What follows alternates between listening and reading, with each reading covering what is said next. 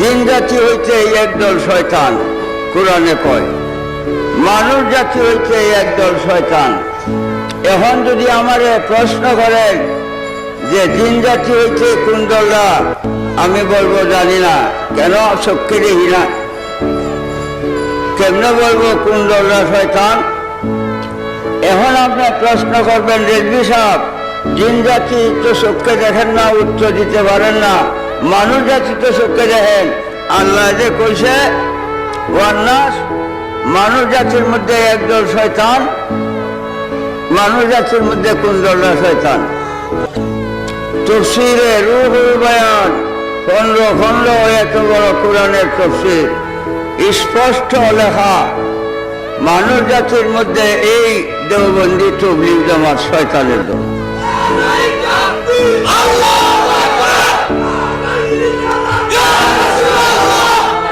তাহলে আমারে খাতির করবেন না। তাফসীরে রূহুল বায়ানের 1 সেকেন্ডে স্পষ্ট যে বর্তমান প্রচলিত তাবলীগ জামাত মানুষ জাতির মধ্যে শয়তানের দল। এখন এই কথা কইলে তাবলীগীরা আমার প্রতি সন্তুষ্ট না বেজার হবে? রাগান্বিত হবে। বাবা, তোমরা আমার প্রতি রাগান্বিত হওয়ার জন্য আমি বলি নাই। তোমরা যে কুমন্ত্রণা দিয়ে ঈমান বরবাদ করছে, এই দুঃখে দুঃখিত হয়ে আমি বলতে বাধ্য হয়েছি। আমার বাংলাদেশের নিরীহ মুসলমানকে কুমন্ত্রণা দেয়া আজ ঈমান বরবাদ করেছে। সেই জন্য আমি তোমাদের ঈমান রক্ষার্থে বলেছি, আমার কোন দুনিয়ার স্বার্থের জন্য না। তোমরা আমাকে মারতে পারো, কাটতে পারো, আমি মরবো, ইমাম হুসাইনের মতো শহীদ হইব, তবু সত্য কথা গোপন করব না।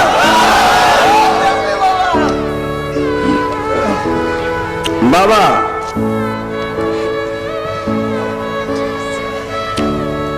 আলিফ লাম মিম, আলিফে আল্লাহ, লামে জিবরাইল, মিমে মুহাম্মদ মুস্তাফা সাল্লাল্লাহু আলাইহি ওয়াসাল্লাম। আল্লাহ হইতে জিবরাইলের মাধ্যমে এই কিতাব নবী সাল্লাল্লাহু আলাইহি ওয়াসাল্লামের উপরে নাযিল হয়েছে। যালিকাল কিতাবু লা রাইবা। এই কিতাবের মধ্যে কোনো সন্দেহ নাই যে আল্লাহর বাণী। নবী দু জাহান সাল্লাল্লাহু আলাইহি ওয়াসাল্লামের উপরে নাযিল হয়েছে। এই কুরআন শব্দের অর্থ পাঠ করা।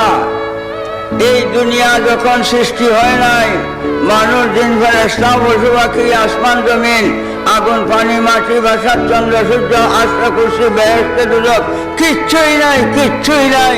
আল্লাহ রাসূলুল্লাহকে সৃষ্টি করিয়া সর্বপ্রথম আল্লাহ কুরআন পড়াইছে, আর নবীজি কুরআন পড়ছেন।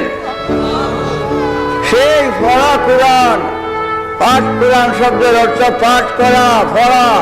সেই পড়া কুরআন বহু বছর পরে দুনিয়া সৃষ্টি হইলে মাটি সৃষ্টি করিয়া, এই মাটি পানি দিয়া আদম আলাইহিস সালামের বটি বানাইয়া আদম সন্তান পরিপূর্ণ হইলে, আদম সন্তানের দুনিয়া পরিপূর্ণ হইলে 570 খ্রিস্টাব্দে ওই নবী দুজাহানকে আল্লাহ পাক পাঠান মক্কা নগরে।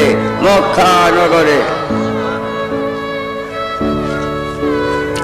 আমি ওই দিন ময়নামতি সভায় উল্লেখ করছিলাম যে শান্তিনা সবাই ইনশাল্লাহ আমি ঈমান সম্পর্কে আলোচনা করব। তবে শান্তিনা ময়নামতির চাইতে আজ লোক সংখ্যা কম, এতে আমার আপত্তি নাই।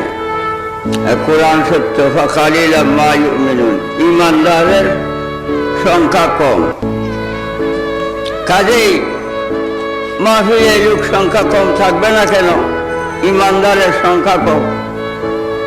বাবারে, কাম কাজ করিয়া, ব্যবসা বাণিজ্য করিয়া, চলনা ছাতুরির দুকাবাজি করিয়া, পেট ভরিয়া খাইবা, উঠতে ঘুমাইবা, মরণ ভুলে গেছো কেন? মরণ ভুলে গেছো কেন?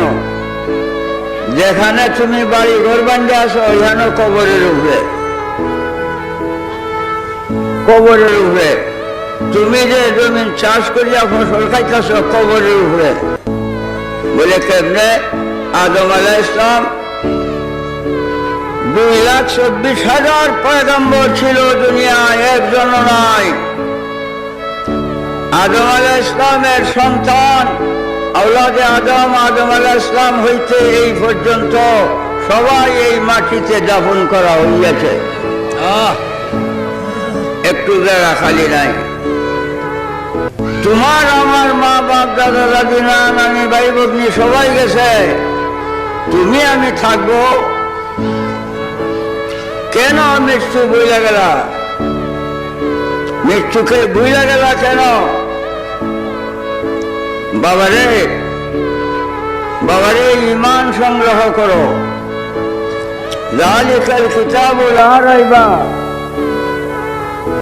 এই কিতাব যে আল্লাহর জিবরাইলের মাধ্যমে নবী সাল্লাল্লাহু আল্লাহর পক্ষ হইতে জিবরাইলের মাধ্যমে নবী আলাইহিস সালামের রূপে নাযিল হয়েছে, এতে কোনো সন্দেহ নাই। এই পর্যন্ত কোরআনের একটি হরফ শব্দের প্রতি সন্দেহ করার মানুষ আল্লাহর জগতে হয় নাই। কিয়ামত পর্যন্ত এমন মানুষ হবে না যে আল্লাহর কোরআনের একটি শব্দের প্রতি সন্দেহ করতে পারবে।